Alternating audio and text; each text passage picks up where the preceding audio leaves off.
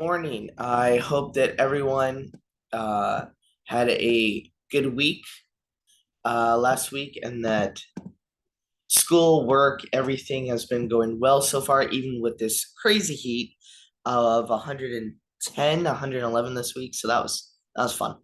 But this week on my end has been very well and very good, very refreshing. Even with school, even with work, it's been very refreshing. And we're going to continue. We're going to continue going through Mark. We're going to continue diving deeper into this gospel. And even though it's going to be a short video, just like it always is, it's still, I believe, to be good and encouraging, and I hope in some ways even challenging. So we're going to be starting up in Mark 2:13 through 22. Now we're going to be touching two different parts. Jesus um, kind of calling the sick, healing them, and his disciples need to eat with him. So we're going to be touching two different things, but it's still just it's still two very important parts, even though they seem slightly apart. Um, so beginning, we will be also, I'll be going through the ESV. I do not recall where I put my CSB. So if you read with me, he went out again beside the sea, and all the crowd was coming to him, and he was teaching them. And as he passed by, he saw Levi, the son of Athram, Athras,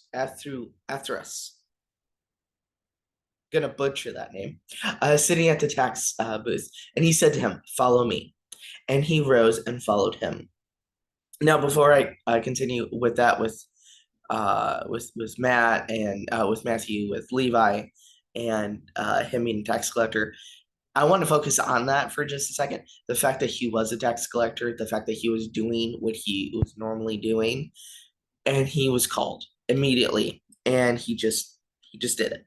And he followed him. So continuing with 15. And as he reclined at table in his house, many tax collectors and sinners were reclining with Jesus and his disciples, for there were many who followed him.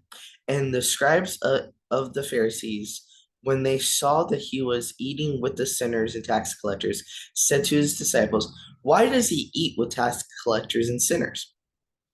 When Jesus heard it, he said to them, "Those who are well have no need of a physician, but those who are sick.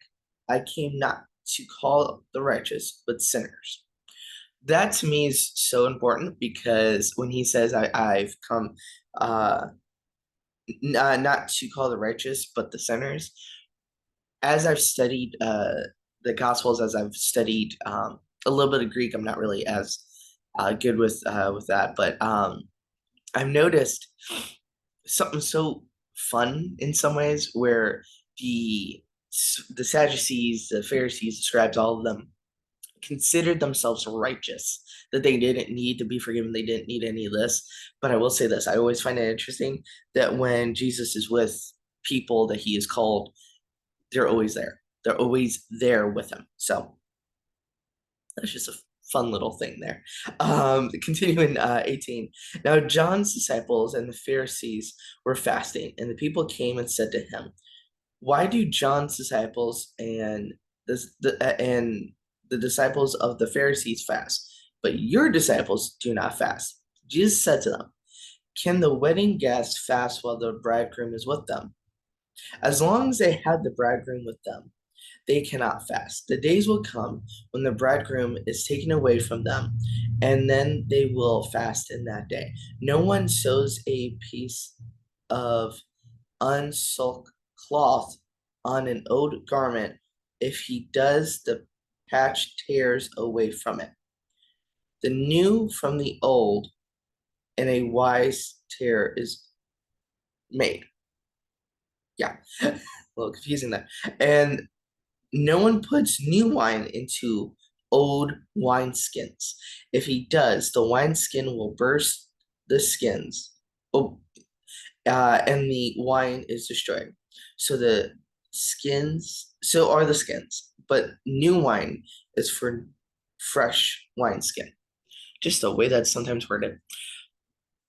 The fact that he eats, the fact that he reclines with sinners is so important. That is a very important distinction when it comes to um just the idea of who Christ is, how he leads, how he disciples, how he teaches, how he fellowships with non-believers or with sinners, because he welcomes them in and they welcome him into their homes, into their um, areas, into where they are normally at, which is so important and so crucial to what we need to really think about. And so there's a few things that I noted when I kind of typed this up. Oh, I did not realize that was there. Okay. The well, like it said in the scripture, the well do not need a doctor, but the sick do. Uh, need to eat with the bride, with the groom before that day, before the day of him ascending to fast again until he returns. Something to note when it comes to Jesus eating with people, it always mentions that they are reclining together, as I mentioned. This is a position that is relaxed and welcoming to everyone. And think about it this way: when you're in your living room, when you're in your living room, you're more laid back, you're more relaxed. But when you're in the dining room, you're sit up, your back is normally straight, you don't normally crouch or not crouch, lean over and all that. So that there are these very strong distinctions of that. And as I mentioned before, something also interesting is that the teachers of the law are always there. I find that interesting that the Pharisees, the scribes, the Sadducees, all of them, that one of them or a few of them are always there with Jesus. They're from a distance. They're just not there fully because they're kind of off to the side, but they're still there. I find that so interesting and so important to acknowledge. Now, Jesus always uses the idea of the bride and groom to describe the importance of some of the things that are happening. And I find it so important to notice and not just uh, read it but and move on, but to take what he's saying into our hearts. Now, what I'm saying by that, as a note for myself, and also a note for if you choose to rewatch this, or if a friend or someone that doesn't really look at scripture or anything. I find it so interesting when this happens when he always mentions the bridegroom. He always does he is the groom. He has come to fellowship. He has come to celebrate. Now he is gone, but he will return, and the celebration and the coming of believers with the groom, with the bride, with their groom will be tremendous and huge. And so um nothing too big, nothing too crazy, but it has been a great experience. I'm looking forward to doing this more and more each day with us, and so let's hope that we are able to dive deeper into this each day.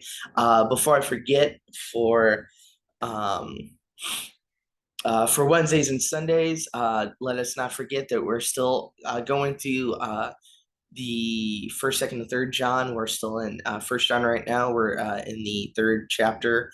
We're going to be touching on that. We're doing Mere Christianity on Wednesday. Let's not forget. And also, if you want, we had a good number on Wednesday, but if you want me to kind of put in on Wednesdays or later on the week,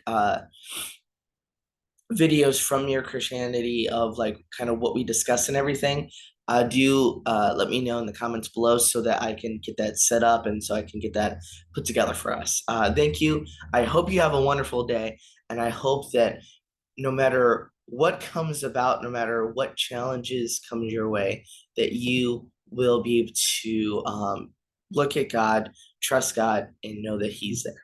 So